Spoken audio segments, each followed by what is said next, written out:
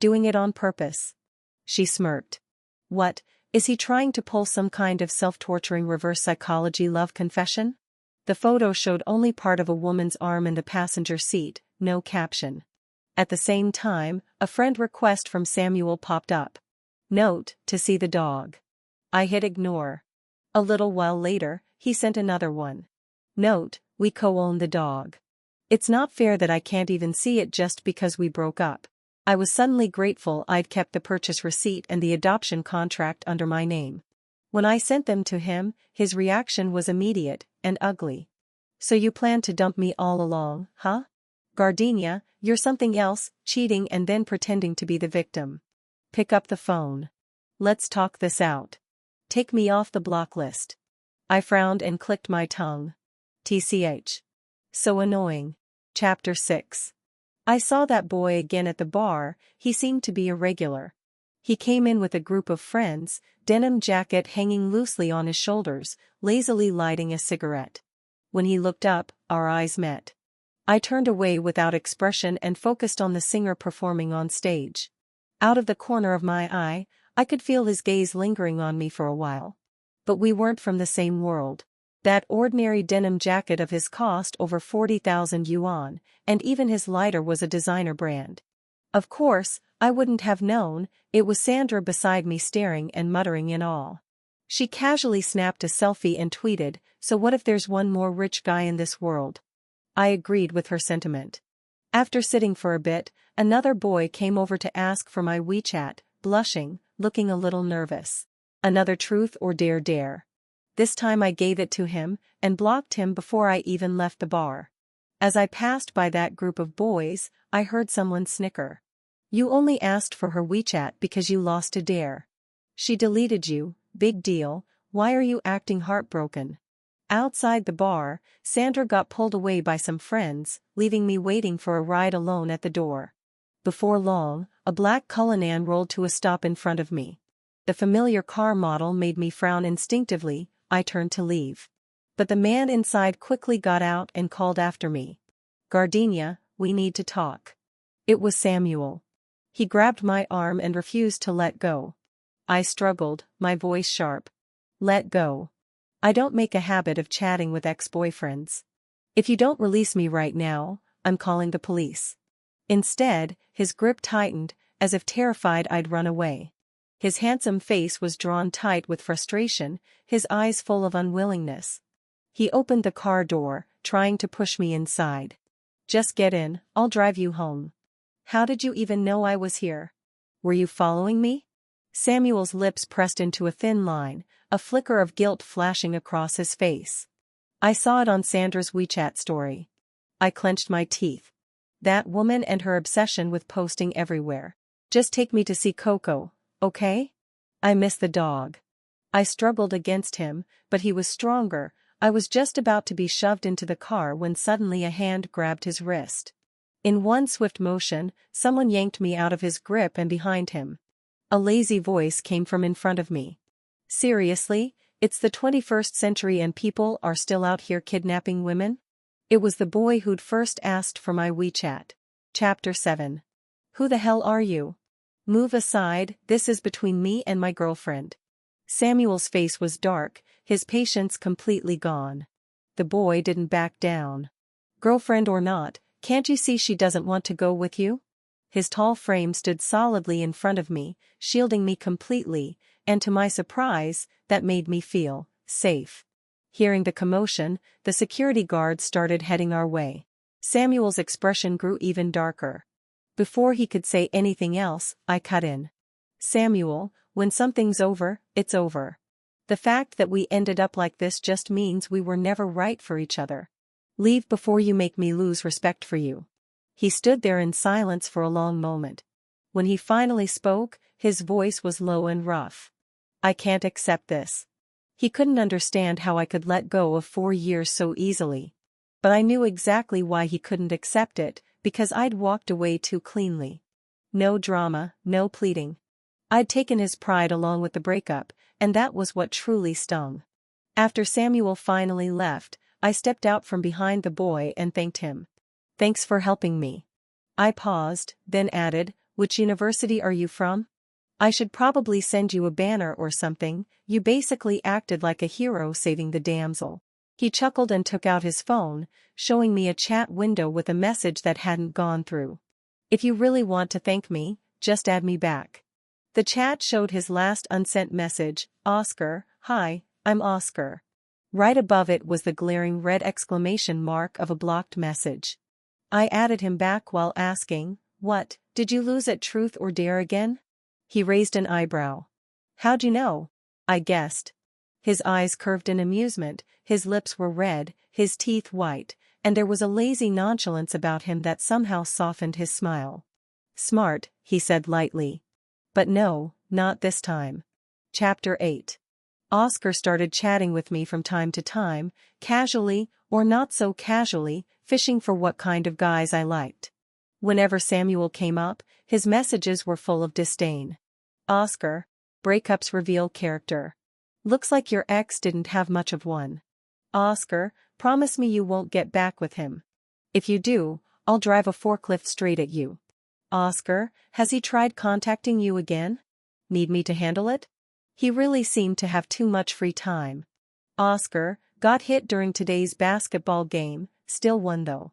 He sent a smug sticker. I was slacking off at work and replied with a thumbs up. Me, did you get hurt? He answered instantly. Oscar, if I said I did, would you come see me? I hesitated for a long while. Me, can't. I'm working. No reply. After I finished the files on my desk, I finally saw a few unread messages. When I opened them, the coffee I had just swallowed nearly came back up. Oscar had sent a photo, black t-shirt lifted halfway, revealing sharply defined abs and a faint red mark near his right hip. If he hadn't been pointing right at it, I wouldn't have noticed anything at all. Oscar, it really hurts. My emotions were complicated. That injury would probably be fully healed by tomorrow. The photo was a bit too suggestive. I couldn't tell what Oscar meant by it, so I didn't reply. When Sandra heard about it, she slapped her thigh. That kid is flirting with you. Damn, he's got guts and taste. Thinking of how Samuel had tracked me down through Sandra's WeChat posts, my irritation flared again. Speaking of which, why haven't you deleted him yet? I already broke up with him. Sandra winked mischievously. Because he's my emotional pet. Watching him lose his mind is entertaining. I just stared at her. I didn't get it. Chapter 9. I instinctively avoided Oscar's attempts to get close to me, replying to his messages only out of politeness. Part of me worried that he just saw me as something to kill his boredom, another part couldn't believe in affection that came out of nowhere. Sandra said I was too defensive. You should believe that love at first sight exists. I rejected the idea flatly. No, I don't. That's just lust at first sight. Besides, a good-looking rich kid like Oscar couldn't possibly lack admirers. When I saw him again, my assumption was proven right. At the bar, a girl in a black dress with long hair was practically hanging on him. He looked irritated as he pulled his hand away. Just as he was about to speak, his eyes met mine the moment I stepped inside. Immediately, his beautiful almond-shaped eyes lit up and he pointed at me. My girlfriend's here. Instinctively, I glanced behind me, only to see a bewildered Sandra. The girl snorted. Yeah, right. You just picked some random person to pretend to be your girlfriend, didn't you? Tisk. Oscar grabbed a bouquet of gardenias from the table, walked straight toward me, and shoved them into my arms. The scent hit me instantly. He wrapped his arm around my shoulders and said to the girl with a touch of pride, "Let me introduce you, my girlfriend, Gardenia." Then he squeezed my shoulder lightly and whispered, pleading under his breath, "Help me out." I immediately understood, smiling politely at the girl. "Hi, what do you need from my boyfriend?" Her eyes went red in an instant. "I don't believe it. I've never even heard of this person. You hired her to play along, didn't you?" Oscar frowned, his voice turning cold. "That's enough. Do you want us to kiss in front of you to prove it?" The girl stormed off in anger. I watched her leave and handed the bouquet back to Oscar. He'd helped me once before, and now I'd helped him. We were even. But Oscar didn't take it. "It's for you." The gardenia fragrance seemed to soak through my whole body. His ears flushed red as he glanced at me and quickly looked away. He asked, "Has anyone ever told you your name suits you perfectly?" Suits me? A ridiculous image flashed through my mind and I couldn't help but laugh. He clearly didn't know that my sister's name is Rose and my brother's is Poplar. There's nothing poetic about my name. Although Samuel once said something similar. After learning where my name came from, he bought a pot of gardenias and said he'd take care of me all over again, just like that plant. Later, he said the flower's fragrance gave him headaches and threw the whole pot away. Thank you for the flowers, but there's no need. Just take it as me returning the favor from last time. I politely declined. Oscar stared at me, his eyes dark and unreadable. After a moment, he tugged the corner of his lips into a faint smile. Gardenia, you seem really eager to distance yourself from me. Why? Don't like younger guys? Before I could answer, a confident grin spread across his handsome face. I don't believe that. My heart skipped a beat. Chapter 10. By now, even if I wanted to pretend otherwise, it was obvious Oscar was trying to pursue me. I told him directly, give up. I'm not going to date someone 6 years younger than me. He wouldn't listen and argued, so what if it's 6 years? My mom's 8 years older than my dad and they've been together for 20 years. If age is the only reason you're rejecting me, I don't accept that. There wasn't the slightest hesitation in the way he fought for himself, bold and straightforward, leaving me speechless. But after thinking it through, I didn't really mind. It was probably just a passing crush. Once the novelty wore off, he'd get over it. That's what I kept telling myself and I stopped engaging with him too much. Oscar chased me openly for more than 4 months. One of his friends came to me and said, "Hey sis, this is the first time Oscar's chased someone for this long and still hasn't succeeded. Keep it up, don't give in, let's see how long he lasts." Honestly, I hadn't expected him to last this long either. During this time, he maintained perfect balance, never too pushy, never too distant, and never made me feel pressured. My once firm declaration about never dating someone 6 years younger was starting to waver. Whenever he saw me, the first thing he did was stub out his cigarette and wave away the smoke, his clean-cut face lighting up with a gentle smile. "Off work already? I'll take you somewhere nice today." He patted the back seat of his motorcycle, motioning for me to hop on. I was about to shake my head and refuse, but before I could say a word, he pleaded, "Don't say no yet. It's my birthday today. Can you grant me just one birthday wish? But if you've decided to reject someone, you shouldn't leave them any false hope. Not leading someone on is also a form of kindness. That's always been my principle. No, just tonight, it won't be late. After tonight, I'll stop bothering you. Please." Meeting his pleading, beautiful eyes, I hesitated for once, the words at my lips swallowed back. I asked cautiously, "Really?" He instantly perked up like an excited puppy hearing the word walk, his face lighting up as he nodded firmly. "Really?" Chapter 11. I regretted it the moment I got on the motorcycle. It felt like my body was flying ahead while my soul and mind were struggling to catch up from behind. I had no choice but to wrap my arms tightly around Oscar's waist, pressing against his back. Through the rush of wind, I could hear his delighted laughter. We rode for about 40 minutes before finally stopping. By then, the sky was completely dark. We were on an open field, with hardly any stars, only a round bright moon hanging above. "What did you bring me here to see?" I looked around and then turned back. Oscar had his back to me, fidgeting with something secretively. Then came the click of a lighter, he turned around, holding a small cake in both hands. The candlelight softened his refined features. "Happy birthday, Gardenia. I hope your wish includes me." I froze. The next instant, the sky exploded into dazzling colors, fireworks blooming like daylight, and only after a moment did the sound reach my ears. It took me a while to find my voice again. "How did you know today's my birthday?" Sandra told me. A bittersweet ache welled up in my chest, eyes stinging. I took the cake from his hands, forcing a smile as I teased, "Sandra and I are the same age. Why do you call her sis but not me?" He scratched his head. "That's different. I don't want you to be my sister. Didn't you say it was your birthday too?" That was just to trick you into coming. You're so hard to ask out. He sounded half complaining, then suddenly remembered something. He pulled out a slightly wilted bouquet of gardenias from his jacket and offered it proudly. I couldn't help laughing as I accepted the flowers, my voice soft. Don't give me gardenias anymore. I don't like them. When I was little, I was always sick. A neighbor once gave my parents a pot of gardenias. They didn't know how to take care of plants. Within a week, it withered. My father, angry, cursed that the flower was fragile and short-lived just like me. When the community worker came by to register my name, I hadn't been named yet, so he just said offhandedly, gardenia. So every time someone says my name, I feel a little mocked by fate. Oscar frowned deeply at that, eyes clouded with pain. Of course, I didn't expect a boy who'd grown up surrounded by love to truly understand. I just needed someone to listen.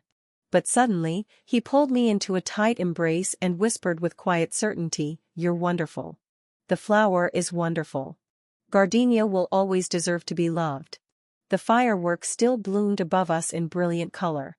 I lifted my head and smiled, finally responding to Oscar for the first time. "Thank you. My wish is that both of us will have better days ahead." Oscar, you're in my wish. Chapter 12.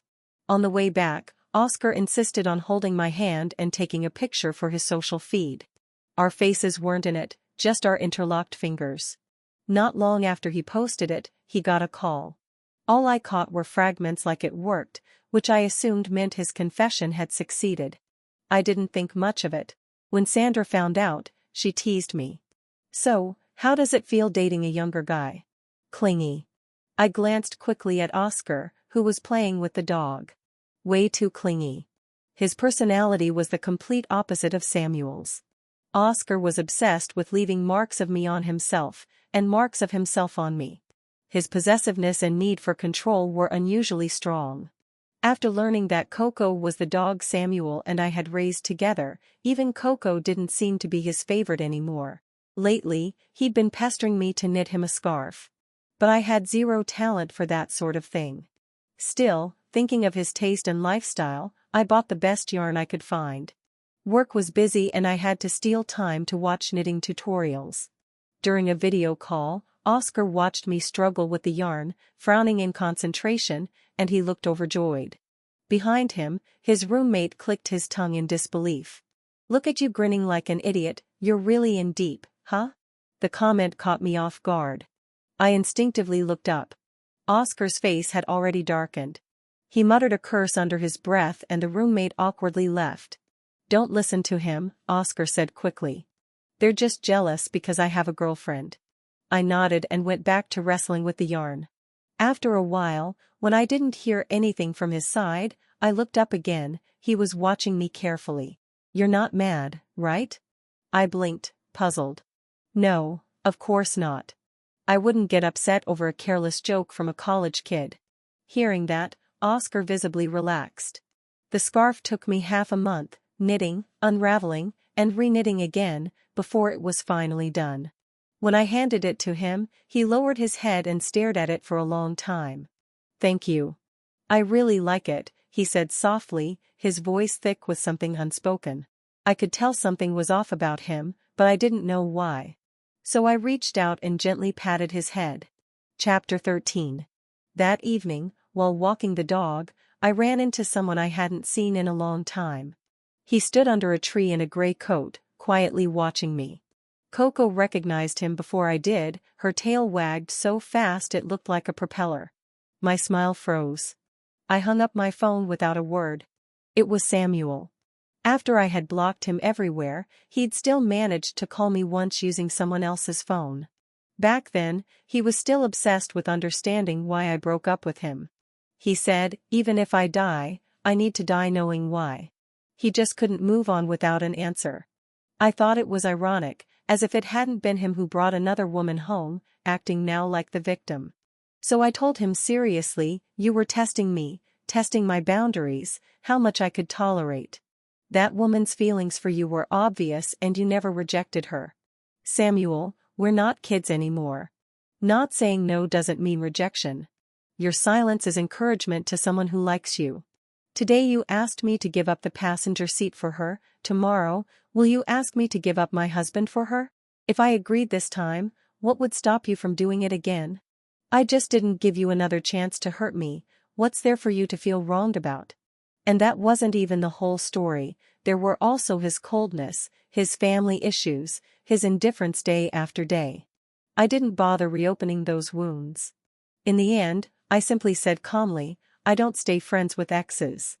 A good ex should be as good as dead, I hope you can manage that. And don't worry, I won't bother you either. Just stop calling me. But clearly, he hadn't managed it.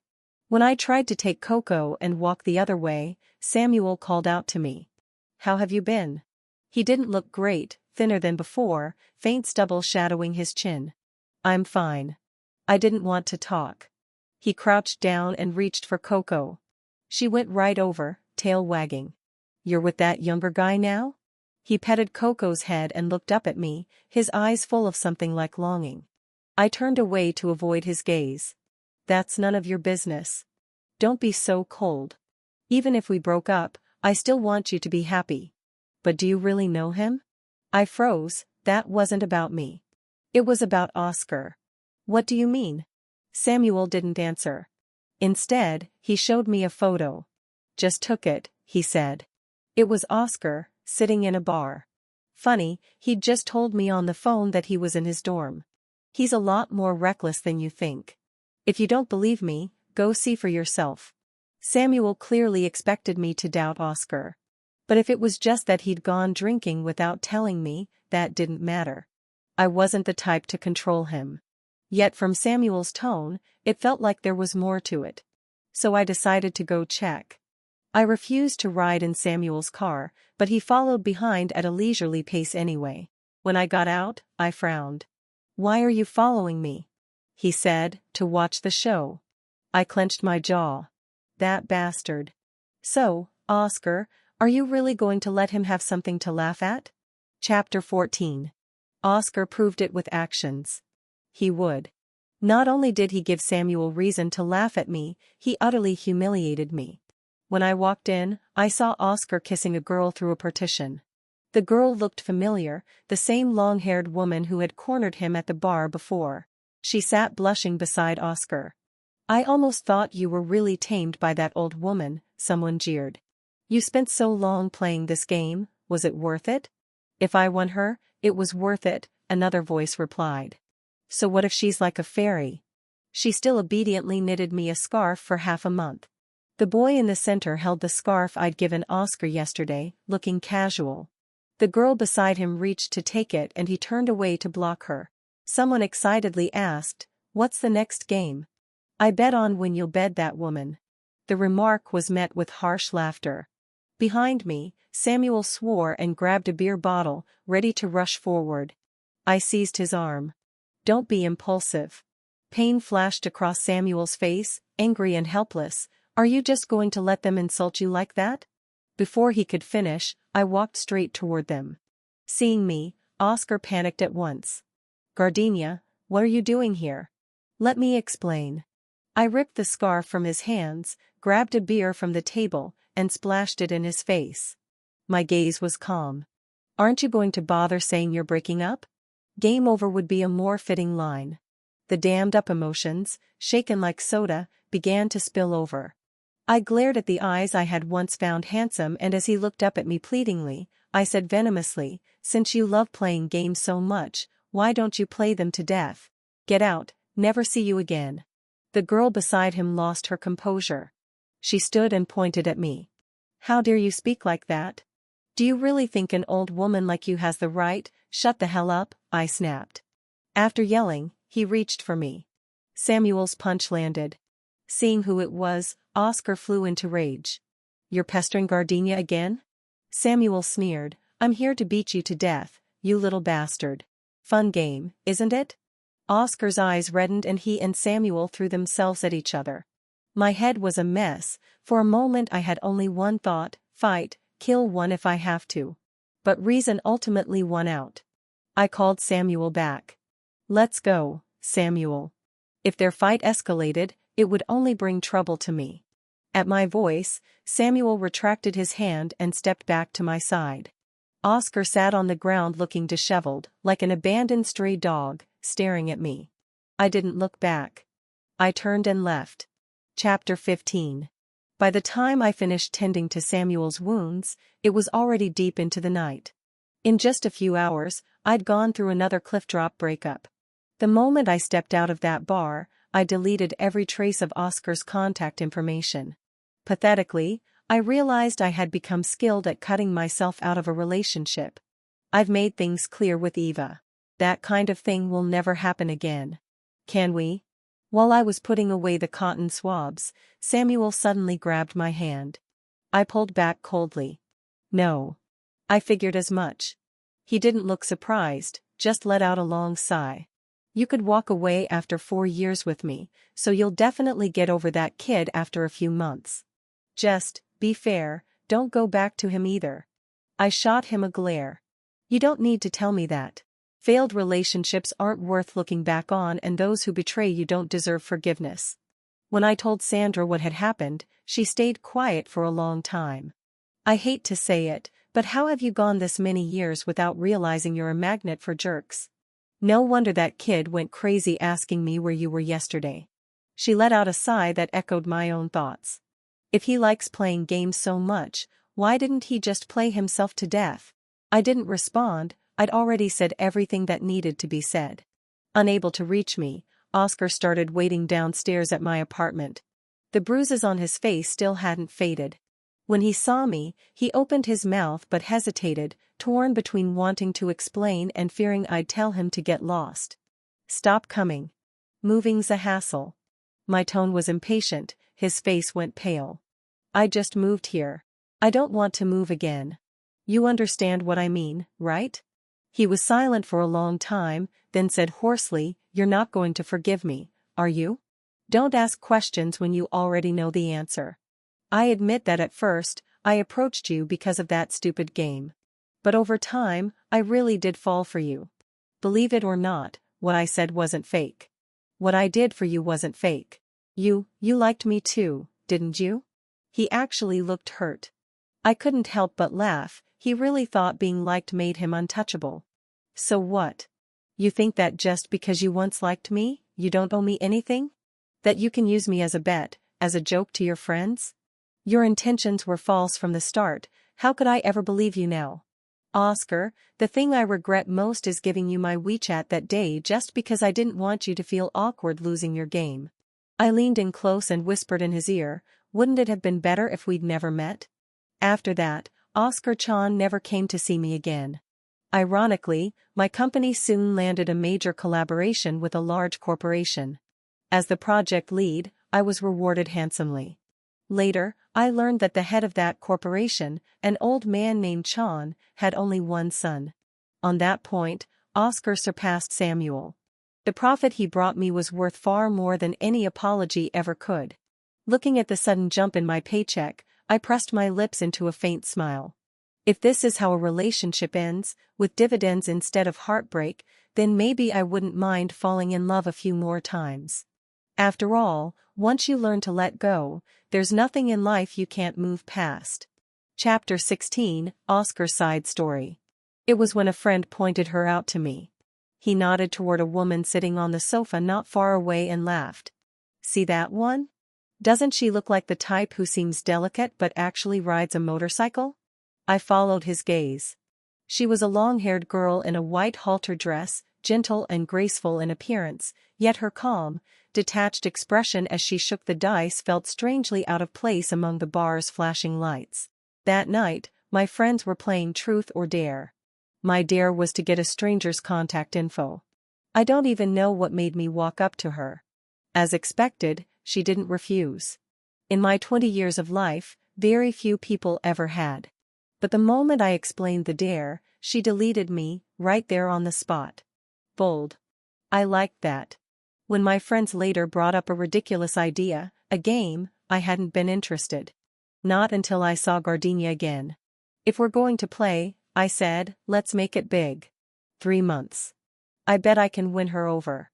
That's why I helped her outside the bar that night and why I deliberately said those ambiguous words. My purpose couldn't have been clearer. But Gardenia was difficult, impossibly so. She gave me no chance at all. My friends told me to drop it, that it was just a random bet. I didn't listen. I couldn't even explain why. She wasn't my type and she clearly wasn't interested in me. Yet I wanted her gaze to linger on me, a little longer and a little more. Gardenia had a deep kind of mental cleanliness. Her annoying ex, Samuel, once came to me half gloating. "With how much of a player you are," he said, "Gardenia will never accept you." I froze, offended. Then I smirked and replied, "So she dumped you because you were too dirty?" Sure enough, Samuel's face twisted with anger. But then he smirked back. "No, I wasn't dirty, at least not when we were together. Unlike you, I actually had her once. Even if we've broken up now, I really had her. You'd better pray she never finds out about your little game." He got to me. I decided to give it one last shot. If Gardenia rejected me again, I'd give up for good. But this time, she said yes. I was overjoyed, and terrified. Because Samuel was right, I'd have to keep it a secret forever. The day Gardenia caught me was the day the sword of Damocles finally fell. And it struck hard. I wanted to tell her that not everything had been fake, that my feelings were real. But I'd seen the way Gardenia ended things. With her, chances only came once. Once you lost it, it was gone forever. Those beautiful eyes that had once looked at me gently were now filled only with disgust. And I knew we would never be possible again. In the years that followed, the ache in my chest never really went away. The first time I noticed Gardenia, I nodded and said okay. Then that very day I gave him an unforgettable breakup that hit like falling off a cliff, sudden, cold, and absolute. Chapter 1. Just because of that, my best friend Sandra stared wide-eyed, crushing her coffee cup in her hand. She clearly didn't believe that I'd end a 4-year relationship with Samuel so decisively. Especially when we were already talking about marriage. I was calm. Yes, just because of that. In everyone's eyes, Samuel was a senior executive at a foreign company, a 7-figure salary, no bad habits, flawless looks. Way out of my league. By all logic, I was supposed to be the one clinging to him. But now, just because he let a female colleague take the passenger seat, I was done. 5 hours earlier, Samuel came to pick me up like usual. I habitually reached for the passenger door, only to see an unfamiliar young woman sitting there. She gave me a shy smile, greeted me timidly, and tugged at the suit jacket draped over her shoulders. Samuel's jacket. My boyfriend, sitting in the driver's seat, explained for her. Eva gets carsick, and she's not feeling well. I'm just dropping her off on the way. You can sit in the back today. He said it as if it were the most natural thing in the world, so naturally that for a second I almost agreed. Maybe we'd been together too long enough for him to forget that I have a serious mental cleanliness obsession. I can't stand this kind of boundary crossing. Seeing the impatience growing in his expression, I nodded. All right. Then I turned and left. I didn't take his car. After texting him to break up, I went straight back to our shared apartment, packed my things, and took our corgi with me. While packing, I half-joked to myself that I wished I were a tragic romance heroine, the kind who can fit her whole life into one suitcase. But no such luck. Given the current situation, I probably needed 2 small moving vans. I was still packing when Samuel came home. He was sweating and panting, his eyes full of annoyance and confusion. "What the hell are you doing?" The moment he said doing, it was as if all of this instantly became my fault. I shot his words back at him. "What are you doing? Why are you angry? Because Eva sat in the passenger seat? She's on her period and gets carsick. As a woman, can't you just be a little understanding?" Samuel, frustrated, yanked the suitcase from my hand and slammed it to the floor. It scared my little dog. I looked at him coldly, stepping back without a sound. His rough behavior sparked a flicker of fear in me. For that sentence alone, I'd still break up with you. I had all my valuables in my handbag. I covered the dog's ears, it didn't need to hear dirty grown-up arguments. Samuel froze for a moment. He knew I never joked about breaking up. Yet he still tried to pin the blame on me. "We're about to get married. Can you stop making a scene?" I shot back immediately, "We're not married yet, are we?" His face flushed with anger as he reached out to grab me.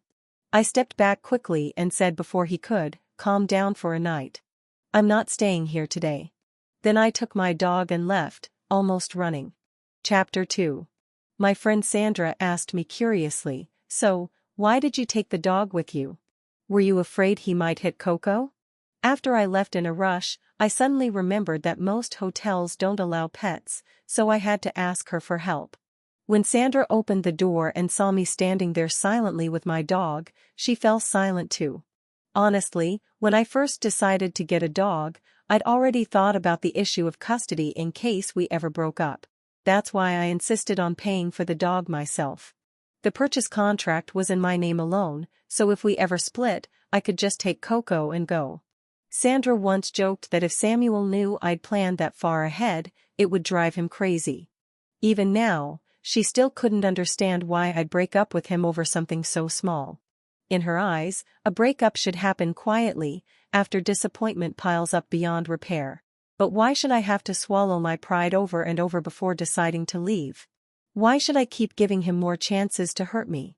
Whenever I see the first sign of something wrong, I pull away immediately, no hesitation. To me, this was a test, I said. A test of obedience. If I'd tolerated it this time, there would have been a next time, and another after that. I refused to keep lowering my boundaries just for him. Sandra frowned, her eyes filled with pity. "And what about the 4 years you spent together? You're really ready to just let that go?" I stayed quiet. She sighed softly. "I just hope you won't regret it." Chapter 3. The next day, I called a moving service. Samuel didn't go to work. He was sitting at the table having breakfast, and a slender figure was bustling around the kitchen. It was his colleague, Eva. When he saw me walk in, Samuel's eyes lit up, then quickly turned cold as he looked at me with accusation. "So you realized you were wrong? You really blew up over something so trivial. Eva even came over especially to explain things to you." Eva stepped out of the kitchen wearing my apron, carrying a bowl of porridge. Her long hair fell to one side, soft and natural. She looked like she belonged there, like she was the lady of the house. She smiled gently at me. "I'm so sorry, sis, it was all a misunderstanding. Yesterday I was feeling unwell, period cramps, and Samuel was just giving me a ride home. Please don't be angry with him over that. I actually made breakfast. Why don't you sit down and have some?" As she spoke, she served Samuel another bowl of porridge. That movement exposed the red burn mark on her wrist. Samuel's brows immediately furrowed. "How could you be so careless?" Eva smiled shyly and shook her head. "It's fine, it doesn't hurt anymore." Samuel took her hand and blew gently on the burn. "Idiot. Look at how red it is, of course it hurts. Gardenia, go grab the burn ointment." Eva's face flushed pink. Watching the scene, I felt so angry that I almost laughed. If before this morning there was still some leftover attachment from our 4-year relationship, now it was completely gone. What, did her hands stop working? She can't get it herself? Ignoring them, I walked past and started packing everything I owned. Whatever couldn't be moved, I gave to the old man who collected recyclables. Under Samuel's dark, stormy expression, I erased every trace of myself from that place. "Gardenia, think carefully. You're almost 30. After breaking up with me, you'll never find anyone with better conditions than mine. If you stop now and put your things down, I'll forget this ever happened." I cut him off. "You sure you want to keep talking?" Then I turned to look at Eva, who was biting her lip so hard it might bleed. "Because if you do, your colleague might start crying." Samuel froze, then quickly grew irritated. "I told you she's just a colleague. Why can't you let it go?" I sneered. "Well, I wouldn't let a colleague sit in the passenger seat and wear my jacket. And I definitely wouldn't let a colleague come to my house, wear your apron, and make breakfast." When I finished packing the last of my things, I glanced back at Samuel. He was standing by the door, brows pressed low, eyes rimmed red, and if not for his refined features, he might have looked terrifying.